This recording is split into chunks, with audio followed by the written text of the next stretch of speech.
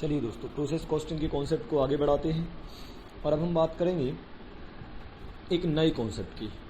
अब देखिए, जब हम प्रोसेस अकाउंट बनाने की बात करते हैं तो अभी तक हमने जो प्रश्न किए वो थे जिनमें WIP नहीं था, विदाउट WIP वाले हमने क्वेश्चंस करे, जिन्हें मैं नॉर्मली बोलता हूँ नॉर्मल क्वेश्चन, है ना।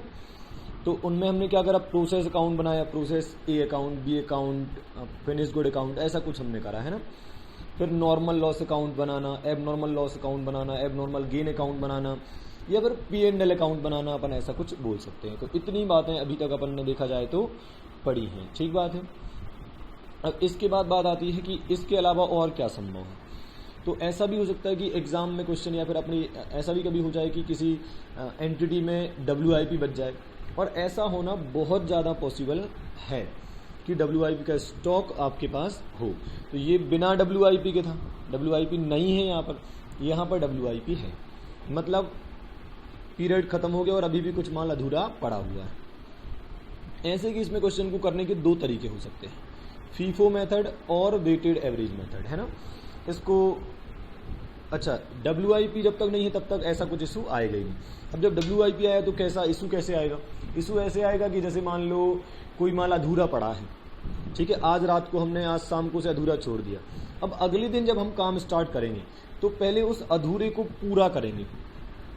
तो इसका मतलब एक तरीके से क्या हो गया, फीफो मेथड हो गया।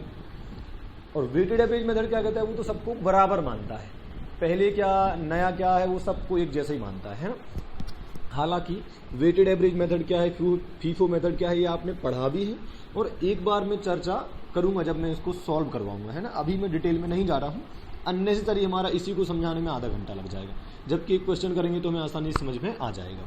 अच्छा, एक और बात, पहले मैं जितने भी क्वेश्चन कराऊंगा वो सब कौन से मेथड के होंगे, वो सब होंगे आपके वेटेड एवरेज मेथड के। ये मेथड आसान भी है, और जब हम इस मेथड को पूरी तरह से समझ लेंगे उसके बाद हम मूव करेंगे फीफो मेथड की तरफ, ठीक बात है।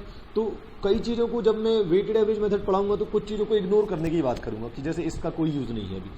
तो इसका मतलब ये है कि शायद वो इन्फॉर्मेशन तब आएगी काम में जब फीफो मेथड हम लगाएंगे, है ना। तो फिलहाल हम जो बातें करेंगे वो वेटेड एवरेज मेथड पर करेंगे, ठीक है। तो अभी तक जो क्वेश्चन करे वो थे विदाउट WIP वाले, अब हम जो शुरू करने वाले हैं वो विथ WIP स्टॉक वाले क्वेश्चन हमें करने हैं। देखिए, ये रहा हमारा प्रोसेस अकाउंट। प्रोसेस अकाउंट की बात करते हैं तो एक एग्जांपल दे रहा हूं कि अब प्रॉब्लम क्या आने वाली है। जब तक WIP नहीं था तब तक तो ठीक है, अब जब WIP आया तो क्या प्रॉब्लम हमें फेस करनी पड़ेगी, है ना। प्रॉब्लम ये आएगी बेटा, जैसे मान लो मटेरियल की हमने 2000 यूनिट इनपुट डाली 20,000 रुपये की, लेबर 15,000 का, ओवरहेड 25,000 का, सब मिलाकर हो गया 60,000 रुपये। नॉर्मल लॉस 10% के हिसाब से 2000 का 10% 200 यूनिट आ गया और रुपीज़ में आ गया 1000। ये 1000 कैसे आ गया सर, 200 यूनिट का जो स्क्रैप है नॉर्मल लॉस का, मान लो वो 5 रुपये के हिसाब से बिका होगा, तो 200 × 5 1000 रुपये का स्क्रैप भी मान लो हमने बेच दिया। अब हमें क्या निकालना है, अब हमें निकालना है कि जो तुम्हारा P2 में गया और जो WIP में, कैसे देखना, 2000 यूनिट इनपुट डाले थे, 2000 यूनिट इनपुट डाला था, उसमें 200 का हो गया नॉर्मल लॉस, और 1600 बनकर कहाँ चली गई, प्रोसेस 2 में चली गई। तो 1600 और 200 1800 हुई, तो 200 और कहाँ गई, हमने बोला वो WIP में पड़ी, वो अधूरी पड़ी है, अभी उन पर काम पूरा नहीं हुआ है, ठीक बात है। एबनॉर्मल लॉस कुछ भी नहीं हुआ है, एबनॉर्मल गेन कुछ भी नहीं हुआ है, ऐसा हमारा ये क्वेश्चन जम गया। अब जब हम कॉस्ट पर यूनिट निकाल ले जाएंगे तो देखो प्रॉब्लम क्या होगी। हम क्या करते, कॉस्ट पर यूनिट निकालते समय टोटल कॉस्ट 60,000, ठीक है, यहाँ से उठा ली। नॉर्मल लॉस का स्क्रैप 1000, ये भी उठा लिया, ठीक बात है। टोटल यूनिट 2000, ठीक है, ये उठा ली। नॉर्मल लॉस की यूनिट ये हटा ली, 200 रुपये, 200 यूनिट सॉरी। जब आप इसको सॉल्व करेंगे तो आप पाएंगे कॉस्ट पर यूनिट आया 32.77। अब प्रॉब्लम क्या है समझना, ये जो 32 यूनिट है ये क्या आया, ये किसका रेट है, क्योंकि देखना 2000 - 200 ये 1800, मतलब कहीं ना कहीं 1800 यूनिट का रेट ये होना चाहिए। 1800 में क्या है, 1600 जो है वो कंप्लीटेड यूनिट है जो अगली प्रोसेस में चली गई थी, और जो 200 यूनिट है वो WIP में पड़ी है। सवाल ये है कि जो 32 रुपये 77 पैसे आया है, 32.77 रुपीज़ जो आया है, वो 1600 यूनिट्स का है या फिर 200 यूनिट का रेट है। सर वो तो दोनों का होगा ना, नहीं हो सकता ना बेटा। क्यों नहीं हो सकता, क्योंकि ये जो 1600 यूनिट है ये कंप्लीट है और ये जो 200 यूनिट अधूरी है, तो अधूरी यूनिट और पूरी यूनिट दोनों की कॉस्ट सेम कैसे हो सकती है। अब समझ रहे हैं, कोई चीज़ पूरी तरह से कंप्लीट हो चुकी तो उस पर खर्चा ज़्यादा हुआ होगा, कोई चीज़ अधूरी है तो उस पर खर्चा कम हुआ होगा। आपने जो रेट निकाली वो तो दोनों के लिए सेम निकाली। तो प्रॉब्लम समझ में आ रही है आपको कि अब जब आप इस फॉर्मूले का यूज करेंगे तो जो रेट निकलेगी वो कम पूरी निकलेगी, दोनों टाइप की यूनिट्स की। तो ऐसा तो हो ही नहीं सकता ना। तो क्रक्स ये है कि नीचे जो डिनोमिनेटर में जो यूनिट्स होती हैं उसका यूनिट सेम होना चाहिए, या तो वो सब अधूरी हो या फिर वो सभी पूरी हो, तो जो रेट निकलेगा वो सही निकलेगा। अब ऐसे में तो हम कंफ्यूज हो जाएंगे। इस प्रॉब्लम का समाधान निकालने के लिए एक नया सिस्टम डेवलप करा गया, ठीक है, जिसमें अब हम बहुत सारी स्टेटमेंट अलग अलग बनाएंगे, है ना। हम कुछ 3-4 स्टेटमेंट बनाएंगे, तब जाके हमारा क्वेश्चन पूरा होगा। घबराने की बात नहीं, बहुत सिंपल है। स्टार्टिंग के 1-2 क्वेश्चन आपको डिफिकल्ट लगेंगे पर आराम से बनने लगेगा, है ना। ओके, तो एकदम जल्दबाजी मत करना समझने की, आ जाएगा ग्रेजुअली समझ में आपको, है ना। ओके, तो मैं एक क्वेश्चन समझाऊंगा, उसके माध्यम से मैं अपनी पूरी बात आपके सामने रखूंगा, ठीक है। तो अपन करेंगे क्वेश्चन नंबर 23, ठीक है। ये रहा क्वेश्चन नंबर 23 आपके सामने। Following information is available regarding the process A for the month of Feb 2012, उसका प्रोडक्शन रिकॉर्ड गिवन है। Unit in process as on 1 Feb 2012, 1 Feb 2012 4000 unit, ठीक है। और उसके परसेंटेज गिवन है ऑल मटेरियल यूज, मतलब मटेरियल पूरा लग गया था। ये माल जो अधूरा है ओपनिंग WIP है ना, ये तो इस पे पहले काम हुआ होगा कभी, जो पिछला साल गया है, जो लास्ट ईयर गया है, उसके क्लोजिंग में इतना रहा हुआ, तभी तो इस साल की ओपनिंग में इतना आया 4000 यूनिट, है ना। अच्छा, जब पिछले साल इस पे काम चल रहा था तो मटेरियल पूरा लग गया था, मटेरियल पूरा लग गया था। लेबर और ओवरहेड 25% लग गया था, ठीक बात है। अब ध्यान से सुनना बेटा, इसका कोई यूज अभी हमारे लिए नहीं है। इसका यूज कब आएगा? इसका यूज तब आएगा जब हम फीफो मेथड पढ़ेंगे, है ना। तो अभी आप ये मत पूछना कि सर इसका आप कुछ क्यों नहीं कर रहे। इसका कुछ क्यों नहीं करना है, इसका जवाब भी आपको तब मिलेगा जब मैं फीफो मेथड पढ़ाऊंगा, ठीक है। तो अभी जब तक हम वेटेड एवरेज मेथड पढ़ने वाले हैं, हम ओपनिंग WIP के जो परसेंटेज गिवन होंगे उसको कंप्लीटली इग्नोर करने वाले हैं, ठीक है। न्यू यूनिट इंट्रोड्यूस्ड 16000, तो 4000 यूनिट तो अधूरी पड़ी थी पिछली बार की, और 16000 और इनपुट कर दी, टोटल 20000 हो गई। 20000 में से कंप्लीट कितनी हो गई? 14000, और WIP में कितनी पड़ी है? 6000, तो हिसाब बराबर हो गया, ठीक बात है। 14000 बन गई और 6000 फिर अधूरी पड़ी है, तो टोटल 20000, बात खत्म। और जो अधूरी बच गई हैं इस पीरियड के एंड में, उन पर मटेरियल पूरा लग गया है। लेबर और ओवरहेड की बात करें तो 33.33% लग चुका है। अब बात कर लेते हैं कॉस्ट रिकॉर्ड की। तो बोले जो ओपनिंग WIP था, जो 1 फेब 2012 को ओपनिंग WIP था ना 4000 यूनिट, उसकी कॉस्ट कुछ इस तरीके से, देखो आप, मटेरियल 6000 का है, लेबर 1000 का लग चुका था और ओवरहेड 1000 का लग चुका था। सिंपल शब्दों में हम यूँ बोल सकते हैं कि ओपनिंग WIP जो 4000 यूनिट है उसकी कॉस्ट कितनी हो जाएगी? 6, 7 और 1 8000 रुपये की उसकी कॉस्ट हो जाएगी, ठीक है। अच्छा, टोटल गिवन भी है नीचे 8000, okay. Cost during the month मतलब जो आपने 16000 यूनिट इनपुट डाली थी उनकी कॉस्ट क्या है?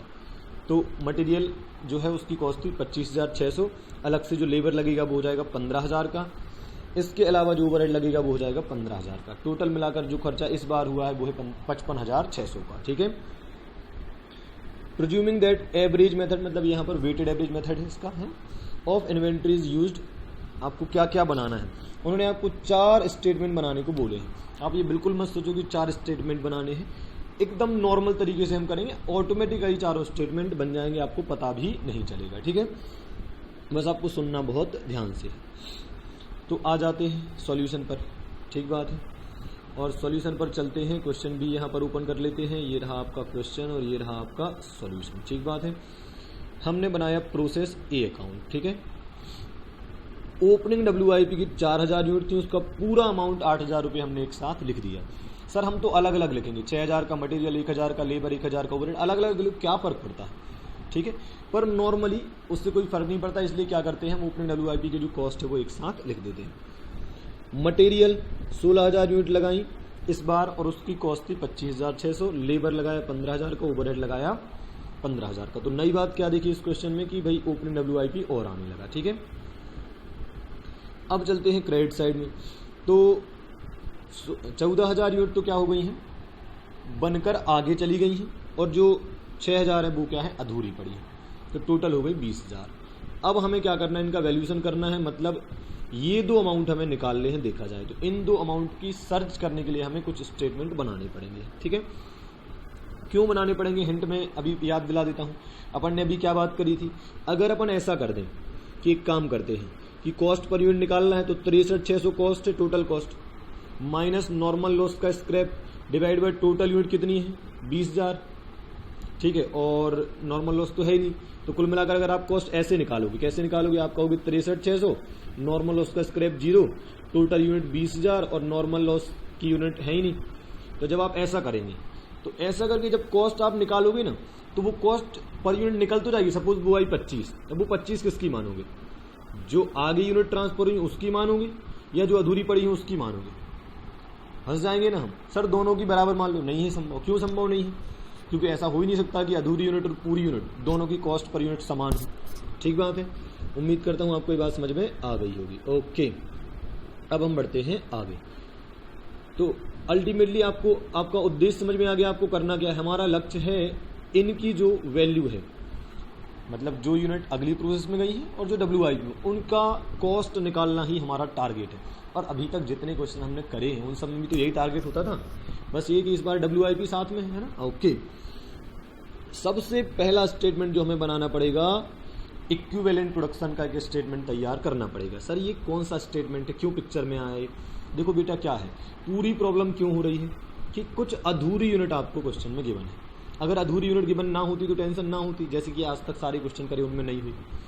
तो हम सबसे पहले क्या करेंगे, अधूरी यूनिट को पूरे में कन्वर्ट करके एक नया स्टेटमेंट तैयार करेंगे। जैसे अपन बोलते ना कि 6000 यूनिट अधूरी हैं और मान लो कि वो 50% काम उन पर हो चुका है, तो एक तरीके से मैं ऐसा भी बोल सकता हूँ कि 3000 यूनिट कंप्लीट है। तो 6000 अधूरी यूनिट बोलो या 3000 कंप्लीटेड यूनिट बोलो, एक ही बात है ना। तो हम अधूरी यूनिट को पूरी यूनिट में कन्वर्ट करने का एक स्टेटमेंट बनाएंगे, जिसे हमने नाम क्या दे दिया, स्टेटमेंट ऑफ इक्विवेलेंट प्रोडक्शन। ठीक है, फॉर्मेट पर ध्यान देना। ध्यान देने वाली बात यह है कि मैं कितना भी समझा दूं, आप कितना भी समझ लें, जब तक आप खुद से नहीं करेंगे क्वेश्चन नहीं बन सकता है। जैसे ही मैं कोई क्वेश्चन कराऊं उसको तुरंत आप कॉपी में पूरा सॉल्व करके देखा करो सुनने के बाद। सबसे पहले मैंने लिखा इनपुट। इनपुट में क्या हुआ, 4000 यूनिट ओपनिंग WIP की थी और 16000 यूनिट जो थी वो थी आपकी न्यू वाली, है ना। तो टोटल 20000 का आपका ये हो गया इनपुट। पर्टिकुलर्स में देखो हमने क्या लिखा है और आउटपुट में देखो क्या लिखा है। पर्टिकुलर्स में प्रोसेस 2 में कितनी चली गई, 14000 यूनिट। क्लोजिंग WIP में कितनी पड़ी है, 6000 यूनिट। तो ये 20000 यूनिट टोटल आ गया। देखा जाए तो एक तरीके से मैं यूं बोल सकता हूं कि यहां तक का जो पूरा पार्ट है ये प्रोसेस अकाउंट का यूनिट वाले कॉलम मैंने उठाकर यहाँ रख दिया। देखो ये 4000 और 16000, ये 14000 और 6000 है ना। तो यूनिट वाले पार्ट को मैंने यहाँ लिख दिया प्रेजेंटेशन पर्पज से। ओके, अब क्या करना है, यहाँ लिखते हैं मटेरियल, लेबर और ओवरहेड। यहाँ लिखते हैं percentage units, percentage unit, percentage और यूनिट्स। ध्यान से सुनना। सबसे पहले जो यूनिट बनकर आगे चली गई, कितनी, 14000, जो यूनिट बनकर आगे चली गई, प्रोसेस 2 में चली गई, वो हर तरीके से कंप्लीट होंगी। भाई आगे भाई CA फाइनल का एग्जाम कौन देगा, जो इंटर का ग्रुप 1 भी निकालेगा, ग्रुप 2 भी निकालेगा। जो इंटर में पूरी तरह से कंप्लीट कर देगा इंटर को, वो ही फाइनल में जाएगा, ऐसा समझ लो आप। तो जो यूनिट आगे गई है मतलब वो हर तरीके से कंप्लीट होंगी, चाहे वो मटेरियल के एंगल से कहें, चाहे वो लेबर के एंगल से कहें, चाहे वो ओवरहेड के एंगल से कहें। तो ऐसा मान लो कि मटेरियल का भी 100% लग गया होगा, लेबर का भी 100%, ओवरहेड का भी 100%, हर चीज 100% लग गई, हर एस्पेक्ट में, हर रिस्पेक्ट में ये कंप्लीट है ना। जो आगे ट्रांसफर हुई है वो। तो 14000 यूनिट, 14000 यूनिट, 14000 वो तो सेम आ जाएगा। 14000 यूनिट का 100% 14000 ही तो आएगा, है ना। ओके, अब जो WIP में है 6000 यूनिट, अगर उनकी बात करें तो मटेरियल के एंगल से तो वो 100% कंप्लीट है। देखो आप क्वेश्चन को चेक कर लो, कहाँ गया अपना क्लोजिंग WIP, यहाँ नहीं गिवन है, कहाँ पर है क्लोजिंग WIP गिवन, ये रहा 28 फरवरी। मटेरियल पूरा लग गया है, लेबर ओवरहेड 33% मतलब 33.33% लगा है। देख लो आप, मटेरियल लग गया 100%, लेबर लगा है 33.33, ओवरहेड लगा है 33.33%। तो 6000 यूनिट का 100% 6000 ही आएगा। 6000 यूनिट का 33.33% 2000 आएगा। 6000 यूनिट का 33.33% 2000 यूनिट आएगा। ठीक बात है। इसको बोलने के एंगल से कैसा कहूंगा कि अगर मटेरियल के एंगल से देखें तो क्लोजिंग WIP पूरा कंप्लीट है, मतलब 6000 यूनिट के बराबर ही है। मटेरियल के एंगल से, क्योंकि मटेरियल तो पूरा लग गया, तो हम कहेंगे यार मटेरियल के एंगल से तो देखो ये 6000 यूनिट कंप्लीट है। पर अगर लेबर के एंगल से देखो तो अगर 33% ही लगा है लेबर, तो यूं कहो या तो 6000 यूनिट अधूरी बोल दो या 2000 यूनिट पूरी बोल दो, एक ही तो बात है भाई। जैसे अपन बोलते हैं ना कि भाई 1000 यूनिट 50% कंप्लीट है, तो एक तरीके से बोल दो कि 500 यूनिट 100% कंप्लीट है, एक ही तो बात है ना। ओके, तो लेबर और ओवरहेड के एंगल से अगर अपन कहें तो 6000 अधूरी यूनिट कितनी पूरी यूनिट के बराबर है? 2000। 6000 अधूरी का हो या 2000 पूरी का हो, 6000 अधूरी यूनिट का हो या 2000 पूरी का हो, एक ही बात है, ठीक है। जैसे अपन कभी मैं आपको लिख के बताऊं, जैसे मैं कहूं कि 1000 यूनिट 50% कंप्लीट है, तो कंप्लीट यूनिट कितनी आएंगी? अच्छा, तो 1000 यूनिट 50% 500 ही आता है। अब आप 500 इंटू 100% करके देख लो तो भी कितना आएगा? 500 ही आएगा। तो अब वही बात है, आप 1000 50% कंप्लीट है, तो एक तरीके से 500 यूनिट क्या है? 100% कंप्लीट है, ठीक बात है। ओके, तो ये हो गया आपका स्टेटमेंट ऑफ इक्विवेलेंट प्रोडक्शन। इसे हम क्या नाम देंगे? कोई रटने की बात नहीं है बेटा, सिंपल ये है, हमने अधूरी यूनिट को पूरी यूनिट में कन्वर्ट करा है। तो जो 6000 अधूरी थी उसको मटेरियल के एंगल से 6000 कंप्लीट यूनिट है, लेबर के एंगल से 2000, ओवरहेड के एंगल से 2000। और जो ये थी इसको आप ना भी लिखते ना, ये जो है ये तो वैसे भी कंप्लीट थी, जो 14000 यूनिट आगे ट्रांसफर हुई वो तो वैसे भी कंप्लीट थी, उसको ना भी लिखते तो भी चल जाता, लेकिन नहीं, प्रेजेंटेशन पर्पज से हम बाद में अलग से जोड़ते, इससे अच्छा यहीं लिख देते हैं, है ना। तो अधूरी यूनिट को पूरी यूनिट में कन्वर्ट करने का स्टेटमेंट हमारा ये बन चुका है। ओके, फिर आप इन्हें टोटल कर देना। तो मटेरियल के एंगल से 20000 यूनिट, लेबर के एंगल से 16000 यूनिट टोटल है, ओवरहेड के एंगल से 16000 यूनिट टोटल हो गई। Statement of cost per unit देख लेते हैं। कॉस्ट पर यूनिट क्यों निकाल रहे हो सर आप कॉस्ट पर यूनिट? अरे बेटा आप भूल गए क्या? अल्टीमेटली हमें करना क्या था? कॉस्ट पर यूनिट निकालने का तरीका क्या था? Total cost minus normal loss का scrap divide by total unit minus normal loss की यूनिट, आप यही करते थे। यहाँ पर कॉस्ट पर यूनिट आती थी, तो कॉस्ट पर यूनिट निकालना है ना। कॉस्ट पर यूनिट निकालने के लिए कितनी चीजें चाहिए पड़ती हैं? 2 चीजें, एक तो यूनिट्स चाहिए पड़ती हैं, तो यूनिट्स का स्टेटमेंट हमने बना लिया, इसको क्या नाम दिया? Statement of equivalent production. तो देखा जाए तो ये क्या हो गया? स्टेटमेंट ऑफ इक्विवेलेंट प्रोडक्शन से हमने क्या कर दिया है? यूनिट्स निकाल दी। अब हमें क्या चाहिए? ऊपर का पार्ट चाहिए, न्यूमरेटर। क्यों चाहिए न्यूमरेटर?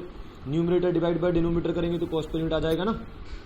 तब हमें ढूंढना है टोटल कॉस्ट और उसको डिवाइड करना है यूनिट से, जो हम ऑलरेडी निकाल चुके हैं, तो कॉस्ट पर यूनिट हमारा आ जाएगा।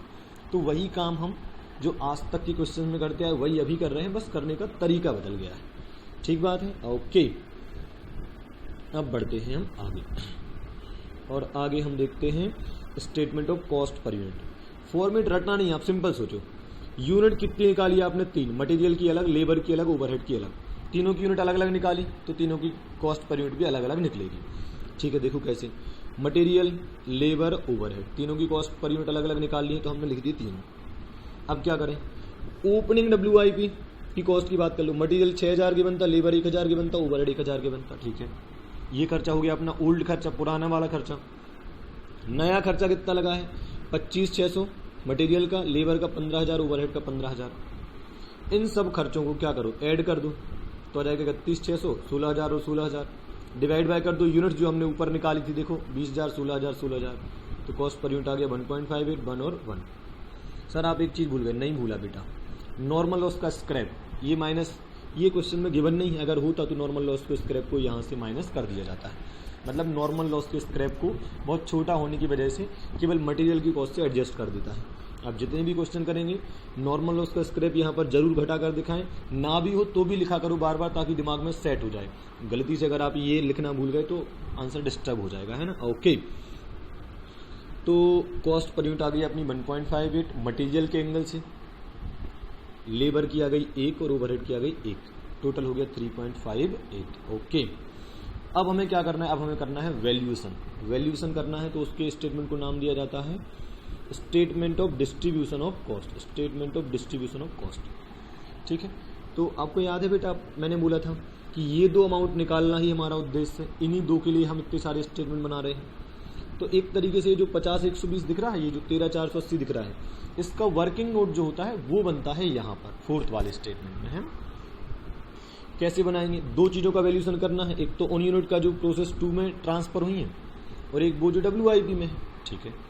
जो प्रोसेस 2 में गई हैं, तो चाहे मटेरियल के एंगल से कहो, चाहे लेबर के एंगल से, चाहे ओवरहेड के एंगल से, हर तरीके से यूनिट कितनी है 14,000। सर ये यूनिट आप कहाँ से उठाते हो? आपने यूनिट का स्टेटमेंट बनाया था ना बेटा, देखो ये है। तो मटेरियल की भी 14,000, लेबर की भी 14,000, ओवरहेड की भी 14,000, यहाँ से हमने उठा ली। कॉस्ट पर यूनिट कहाँ से उठाई सर आपने? वो भी अलग से स्टेटमेंट बनाया था, दोनों को मल्टीप्लाई कर दो तो ये आ गया 50 120। हालांकि आप चाहते तो ऐसा भी कर सकते थे कि 14,000 हर बार लिखने से अच्छा एक बार लिख दो कितना, एक बार लिख दो 14,000 और इंटू कर दो 3.58, 1.58 प्लस 1 प्लस 1 ऐसा करके लिख दो तो भी वही आएगा। वो तो समझाने के लिए ऐसा लिखता हूँ। फिर क्लोजिंग WIP मटेरियल के एंगल से 6,000 यूनिट, यूनिट वाले स्टेटमेंट में चेक कर लो आप। लेबर की 2,000 यूनिट, ओवरहेड की 2,000 यूनिट, कॉस्ट पर यूनिट ये रही, मल्टीप्लाई करोगे 13,480। अब ये आ गई आपकी कॉस्ट किन की? जो यूनिट आगे ट्रांसफर हुई, ये उनकी आ गई जो WIP में पड़ी है। जैसे आप इन दोनों को पुट करेंगे कहाँ पर? यहाँ पर पुट करेंगे, और जब इनका टोटल करेंगे तो आप देखना ये दोनों साइड का टोटल मैच हो जाएगा। अगर ये टोटल मैच हो गया तो समझ लो दिए जल गए, खुशियाँ आ गई और आपका आंसर पूरी तरह से सही है। फिर आपको टेंशन लेने की आवश्यकता नहीं है, ठीक है। आपको एग्जाम में ही पता चल जाएगा कि अगर ये मैच हो गया तो अपन सही है। मैं जानता हूं कि अभी आपको उतने अच्छे समझ में नहीं आया होगा। आप क्या करना है, इसी क्वेश्चन को दोबारा पूरा आराम से सॉल्व करना, फिर मैं ऐसे कई क्वेश्चन कराऊंगा, धीरे धीरे आपकी अंडरस्टैंडिंग आ जाएगी, है ना। आप एकदम जल्दबाजी मत करना, घबराना मत, आराम से 2 बार सुन लेना, फिर एक बार लिख कर देखना, तो डाउट हो पूछ लेना, है ना। ओके।